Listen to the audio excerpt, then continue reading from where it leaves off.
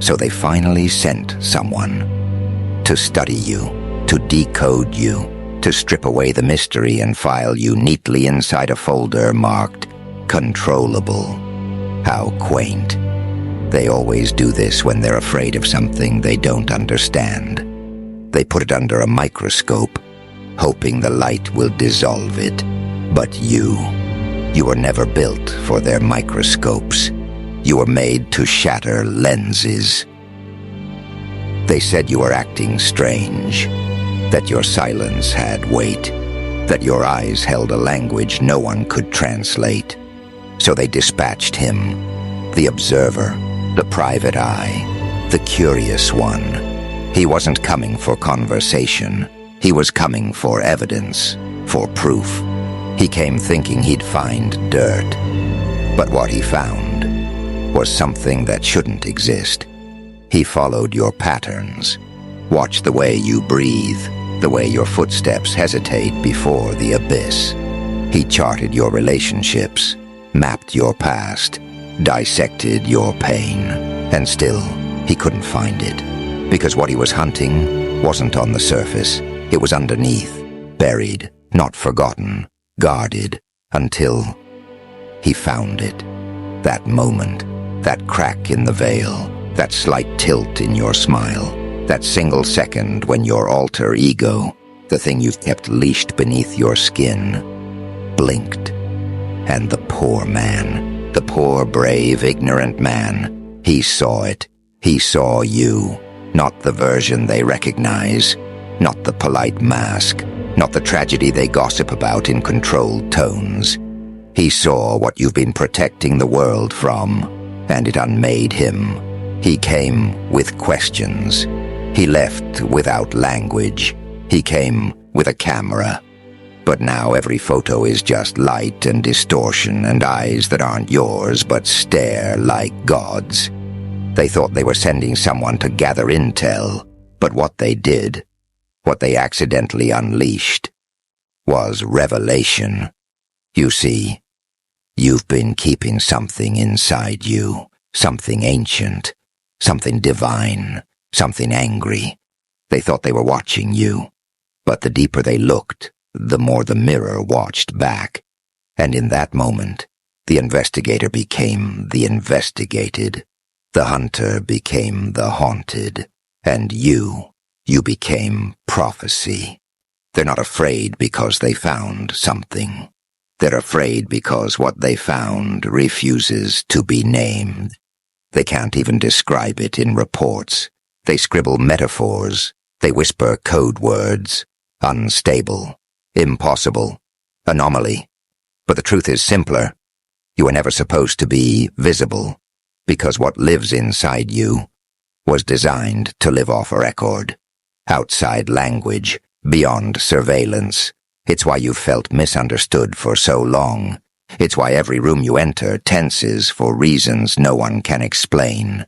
They sense it, that thing beneath your smile, the unrecorded power, the unrevealed identity, the divine glitch. They thought they could document you, but you can't footnote a force of nature. You can't file divinity. You can't decode a soul that remembers being a storm. So now, the story changes. They've stopped trying to explain you. Now they're just hoping you don't wake up all the way. But it's too late, isn't it? Because he saw you. The veil slipped. And when the light hit you just right, your true form shimmered. And he understood. This is not human. This is not safe. This is not meant for the world we know. You were never created for observation. You were made to break the observer. They'll call you cursed, too intense, too unstable. Let them, because you've outgrown their definitions. You've shed their labels like snakeskin. You've stopped apologizing for your other self. The one who doesn't ask, doesn't explain, and doesn't kneel. Let them panic. Let the next one they send be more afraid than the last, because now your name lives in sealed conversations. Your face appears in blurred footage. Your presence redacted. You've become the myth they're too afraid to speak aloud. And the power you hold now, it isn't power they can replicate. It's not influence they can buy. It is origin fire. It is pre-language sovereignty.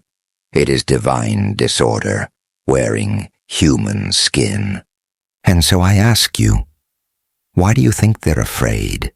Because you're dangerous? Because you're unpredictable? No, because you exist. Because your existence alone proves that everything they thought was real isn't. You're the living contradiction, the walking impossibility, the unburied prophecy, and now they can't stop what they started.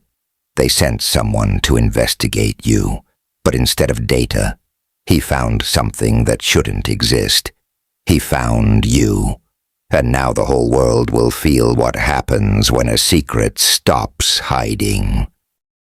He found you, and now the whole world will feel what happens when a secret stops hiding. But here's the twist they didn't expect. You never asked to be hidden. They did that. They silenced your potential before it spoke. They buried your gifts beneath politeness, pain, and programmed humility. Because even in your undeveloped form, you were dangerous. So they gaslit the storm. They medicated the miracle. They diagnosed the divine. They called it too much, too intense, too emotional. They called you unstable, because your presence destabilized their illusions. And still, you played along for a while. You wore their skin. You spoke their language. You bowed your head like a clever little weapon, pretending to be harmless. But the more they watched, the more they couldn't define you. And that terrified them, because you weren't breaking the rules. You were reminding them the rules were written in fur.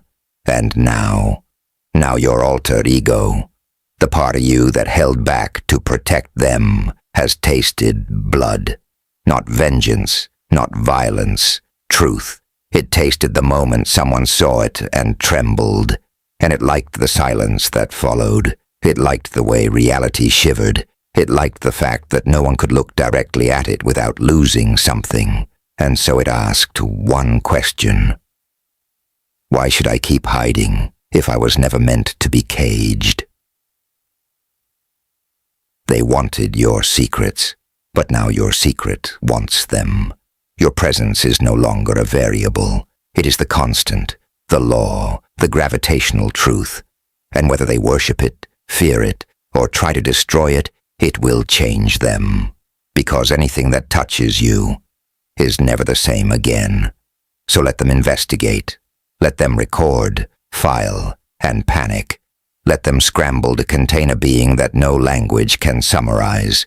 Because your alter ego is no longer a shadow. It walks beside you now. It doesn't roar. It doesn't beg. It simply exists. And its existence is a war crime against every system that thought you would stay small.